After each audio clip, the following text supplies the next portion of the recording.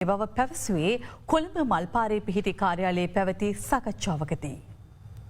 දිවයිනට බලපා ඇති ආපදා තත්ත්වය සම්බන්ධයෙන් සාකච්ඡා කිරීම සඳහා හිටපු ජනාධිපති රනිල් වික්‍රමසිංහ මහතා සහ විපක්ෂයේ පක්ෂ කිහිපයක නියෝජිතයින් අතර සාකච්ඡාවක් අද පස්වරුවේ කොළඹ මල්පාරේ පිහිටි හිටපු ජනාධිපතිවරයාගේ කාර්යාලයේදී පැවැත්වුණා. මෙම සාකච්ඡාවෙන් අනතුරුව හිටපු ජනාධිපතිවරයා මෙම ආපදාවෙන් රට ගොඩ ගැනීම සඳහා සිය යෝජනාවලිය මෙලෙස ඉදිරිපත් කළා.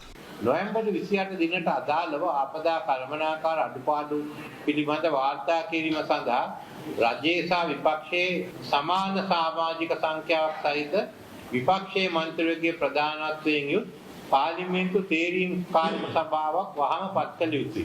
කමිටුව මාස 6ක් ඇතුළත වාර්තාව ඉදිරිපත් කළ යුතුයි. දිස්ත්‍රික්ක සාහන ප්‍රතිසංස්කරණ කටයුතු දිස්ත්‍රික් ලේකම්වරුන්ට බාර දිය යුතුය. කැපිටල් පහසුකම් ප්‍රතිසංස්කරණ කිරීම සඳහා මඟ පෙන්වීමට ආගමික දේශපාලන නායකයින් සහ විවිධ අංශවල ප්‍රමුඛ පුද්ගලයන්ගේ රැස්වීමක් ඇඳවන්න ඕනේ. ඒ නිසා පළවෙනි රැස්වීමේ මුල් රැස්වන ඔබේ යුත්තේ මහානායක හිමිවරුන් සිවුනමයි. කරු ජයසූරිය මහතා සභාවේ කැඳ කරු එක්කෙනෙක් ලෙස කටයුතු කරන්න යෝජනා කරන ආණ්ඩුවට දෙවනි එක්කෙනා පත් කරනවා. අද ආණ්ඩු ක්‍රම ව්‍යවස්ථාව උල්ලංඝනය කරනවා. හදිසි නීතිය දැම්ම.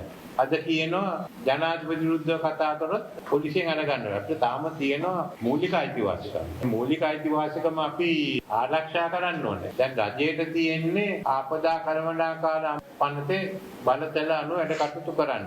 මේ අතර රජයේ ආපදා කළමනාකාර